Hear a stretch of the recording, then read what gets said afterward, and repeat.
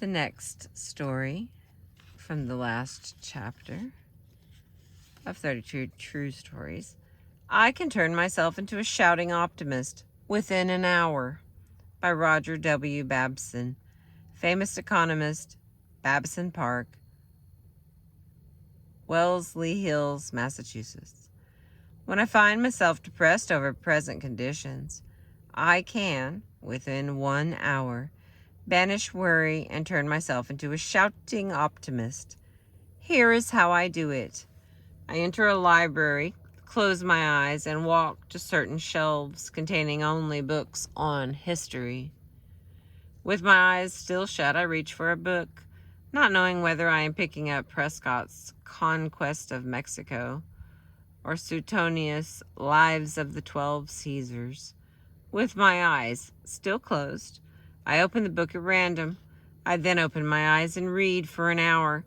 And the more I read, the more sharply I realize that the world has always been in the throes of agony.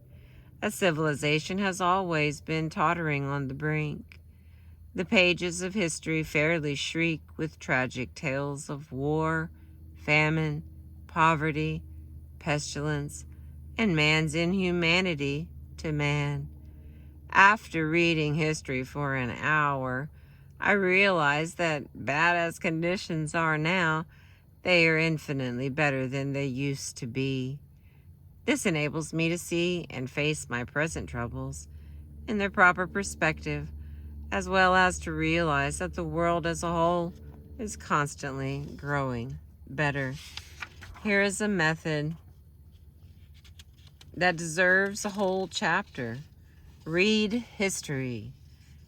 Try to get the viewpoint of 10,000 years and see how trivial your troubles are in the terms of eternity.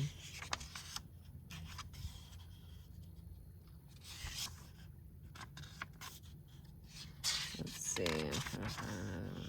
Here we go. 5 Methods I Have Used to Banish Worry by Professor William Lyon Phelps. I had the privilege of spending an afternoon with Billy Phelps of Yale shortly before his death. Here are the 5 methods he used to banish worry, based on the notes I took during that interview. Dale Carnegie. First, when I was 24 years old, my eyes suddenly gave out. After reading 3 or 4 minutes, my eyes felt as if they were full of needles, and even when I was not reading, they were so sensitive that I could not face a window. I consulted the best oncologists in New Haven and New York. Neither seemed to help me. After 4 o'clock in the afternoon, I simply sat in a chair in the darkest corner of the room, waiting for bedtime. I was terrified. I feared that I would have to give up my career as a teacher and go out west and get a job as a lumberjack. Then a strange thing happened, which shows the miraculous effects of the mind over physical ailments.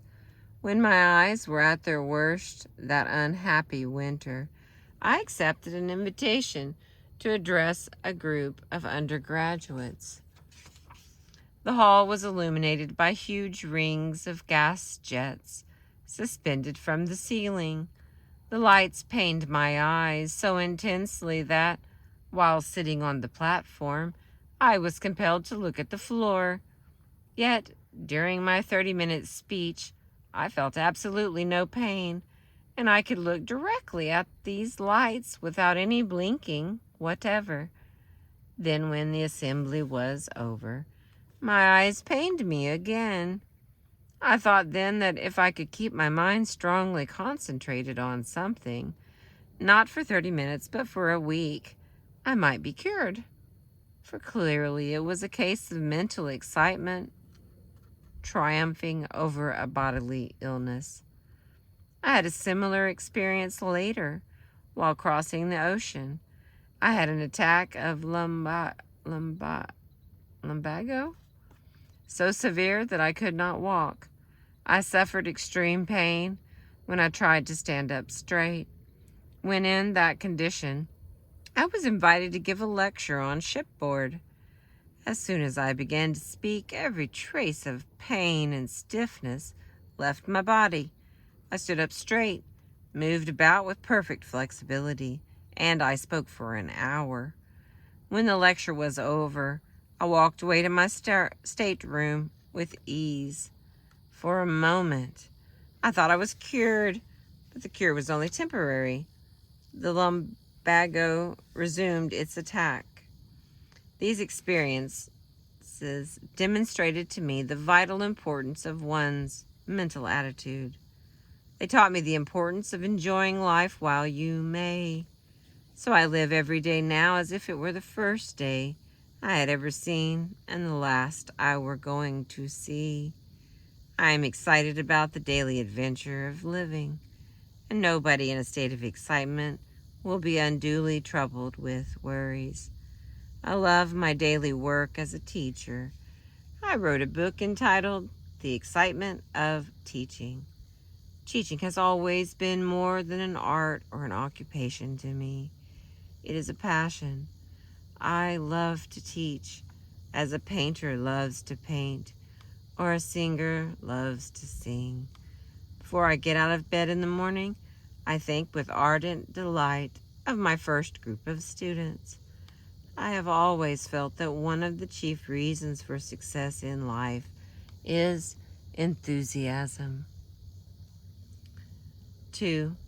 I have found that I can crowd worry out of my mind by reading an absorbing book. When I was 59, I had a prolonged nervous breakdown. During that period, I began reading David Alec Wilson's monumental Life of Carlyle. It had a good deal to do with my convalescence because I became so absorbed in reading it that I forgot my despondency. 3. At another time, when I was terribly depressed, I forced myself to become physically active almost every hour of the day. I played 5 or 6 sets of violent games of tennis every morning, then took a bath, had lunch, and played 18 holes of golf every afternoon. On Friday nights, I danced until 1 o'clock in the morning. I am a great believer in working up a tremendous sweat. I found that depression and worry oozed out of my system with the sweat. 4.